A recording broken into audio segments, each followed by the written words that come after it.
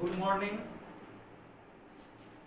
आज आप लोग को क्लास 10th को हम संधि पढ़ाने जा रहे हैं और संधि आप पीछे 9th क्लास में भी आपको हम संधि पढ़ाए थे। संधि बनाने के लिए भी बताए थे कि संधि कैसे बनता है। तो सबसे पहले हम ध्यान देते हैं कि संधि का अर्थ क्या होता है। तो संधि का अर्थ होता है जोड़ या मेल। जोड़ या मेल मुख्य रूप से मेल या जोड़ को ही हम संधि कहते हैं। जो हम लोग संधि करते हैं और उसको संधि बनाते हैं और संधि बनाने के बाद दोनों को जोड़ते हैं, माने उसी को हम लोग क्या करते हैं, संधि। जैसे उदाहरण के लिए मैंने लिखा दिवाले,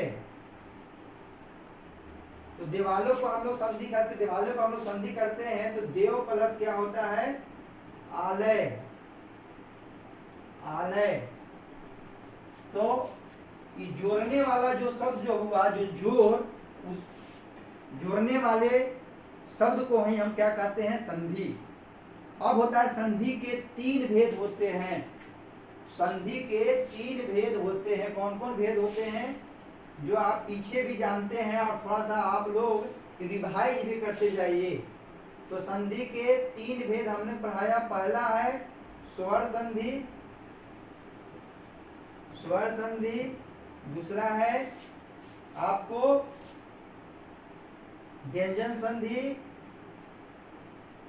व्यंजन संधि। और तीसरा है विसर्ग संधि, विसर्ग संधि, विसर्ग संधि, विसर्ग संधि। तो यह संधि के 3 भेद होते हैं, स्वर संधि, व्यंजन संधि और विसर्ग संधि। तो स्वर संधि किसे कहते हैं, तो स्वर संधि स्वर के बाद स्वर में मेल से उनमें जो विकार सहित परिवर्तन होता है उसे हम स्वर संधि कहते हैं। जैसे मैंने लिखा परमाणु, परमाणु, तो परमाणु को हम लोग संधि विच्छेद करेंगे तो परम प्लस अणु, अणु। तो यह क्या हुआ, स्वर संधि हुआ। और स्वर संधि के 5 भेद होते हैं। यह स्वर संधि के कितने होते हैं, 5 भेद। तो स्वर संधि के 5 भेद कौन कौन होते हैं, पीछे भी आप पढ़े हैं और इस बार भी मैं आपको समझा रहा हूं। तो स्वर संधि के 5 भेद होते हैं। उनका नाम है, नंबर 1 दीर्घ संधि, दीर्घ संधि। दूसरा है गुण संधि और तीसरा है वृद्धि संधि, वृद्धि संधि। और चौथा है अयादि संधि और 5वां है यन संधि, यन संधि।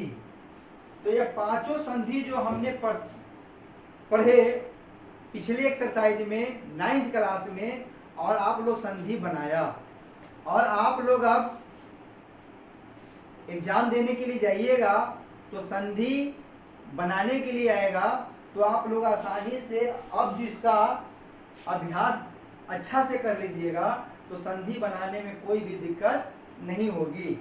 तो अब ये स्वर संधि के कितने भेद हुए, इस स्वर संधि के कितने भेद हुए, 5। स्वर संधि के कितने भेद हुआ, 5। इसको याद रखिएगा कि स्वर संधि के कितने भेद होते हैं, 5।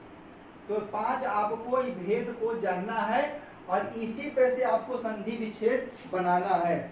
जैसे कोई पूछ देगा आपको कि विद्यालय, विद्यालय कौन संधि का है, तो आप जब तक नहीं जानिएगा तो नहीं बताइएगा कि विद्यालय कौन संधि का है, महर्षि कौन संधि का है, देवेंद्र कौन संधि का है, महेंद्र कौन संधि का है, पावक कौन संधि का है। तो आप जब जानिएगा 5 संधि के बारे में तो आप बताइएगा कि यह 5 संधि में यह दीर्घ संधि का है, या गुण संधि का है, या यन संधि का है, या वृद्धि संधि का है, या यादि संधि का है। उसको आप लोग सही तरीका से समझाकर बनाइएगा और आपको बिल्कुल अच्छा नंबर मिलेगी।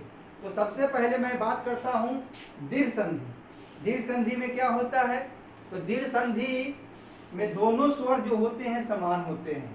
दोनों स्वर जो होते हैं समान, जब आप विग्रह कीजिएगा और दोनों स्वर समान रहेगा तो उसको हम क्या कहेंगे? दीर्घ संधि। जैसे मैंने कोई भी आप ध्यान से बनाइए, जैसे लिखा हुआ है कारावास, कारावास, कारावास। तो कारावास को संधि विच्छेद कीजिएगा तो क्या होगा? कारा, कारा प्लस आवास। अब देखिए कि जो हम कारा प्लस आवास हम बनाए हैं, तो इसको आप कंठ से उच्चारण कीजिएगा तो कौन स्वर आएगा, माने कौन कौन आएगा उच्चारण करने पर, जब कंठ से उच्चारण कीजिएगा तब। तो कारा, कारा में क्या आता है? कारा, तो आ। और अगर आवास को उच्चारण करते हैं तो क्या आता है? आवास, तो आ आता है।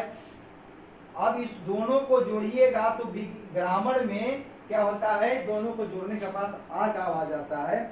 तो आ का आवाज आया तो इससे क्या साबित हुआ कि जब दोनों को हम जोड़ेंगे तो आ का आवाज निकलना चाहिए। तो मैंने अगर दोनों को जोड़ता हूं तो क्या बोलेगा? कारा प्लस वास, तो ये क्या हो गया? कारावास।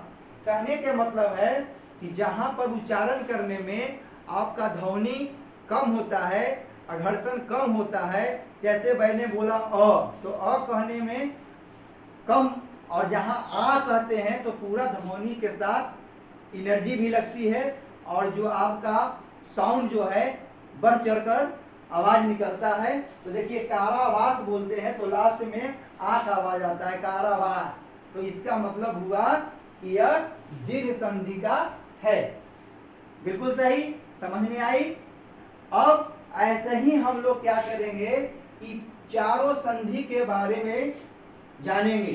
तो आज अगर संधि पूरा मैं पढ़ा दूंगा तो आपको समझ में नहीं आएगा, तो आपको अगले एक्सरसाइज फिर पढ़ाएंगे संधि, तो चारों को आपको सही तरीका से फिर बताएंगे। जैसे उदाहरण के लिए मैं बता दूं, जैसे गुण संधि। गुण संधि में दोनों होता है जो अलग अलग हो जाता है, दोनों स्वर असमान रहता है, उसे गुण संधि कहते हैं। आपको याद भी किए होंगे। तो मैं अगले घंटी लूंगा तो फिर आपको संधि के बारे में बताऊंगा, और आप तब तक इसको एक्सरसाइज को बनाइएगा, याद कीजिएगा, और जहां समझ में नहीं आएगा तो स्कूल खुलने के बाद हमसे पूछिएगा या व्हाट्सएप पर आप भेजिएगा, हम आपको समझाएंगे या हमसे बात कीजिएगा। धन्यवाद।